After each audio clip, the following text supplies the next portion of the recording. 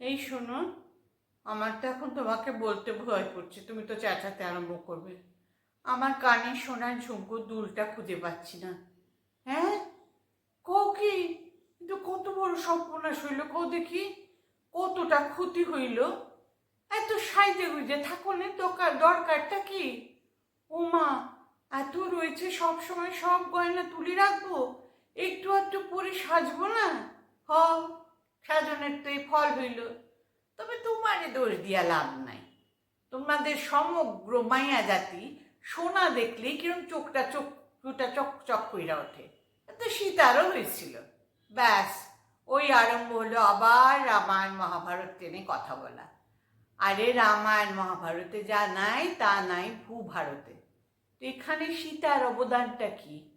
উমা নাই, রাম আর লক্ষ্মণের আগে বনবাসে গেছে। তো সেইখানে গিয়া বন্য জন্তু প্রাণী দেখ।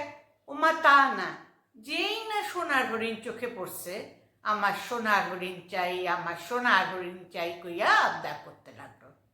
তুই সোনার হরিণ লইয়া কি করবি? তোর তো খাট নাই যে খাটের নিচে রাখা দিবি, বা সাজগোজের আলমারিও নাই যে আলমারিতে তুইলা রাখবি। কিন্তু ওই যে সোনা দেখলেই চোখটা কিরম চকচক করে। ও সত্যি, তোমার যে এইসব মাথায় ভাবনাগুলো কোত্থেকে আসে, কিভাবে এইভাবে ভাবো? কিন্তু তুমি ঠিক কইরা কও, আমি কি ভুল কইছি কিছু? আবার দেখো, ওরা তো গেছে বনবাসে, সকলে তো সাধারণ জামা কাপড় পইরা, কেউ তো রাজবেশে যায় নাই।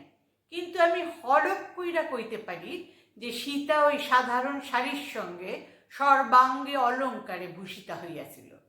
কারণ রাবণ যখন সীতারে হ্যাচড়াইয়া টাইনা লইয়া যাইতাছে, আর সীতা একটা একটা কইরা সোনার গয়না ছুঁইরা ফালাইতেছে, পাইল কই?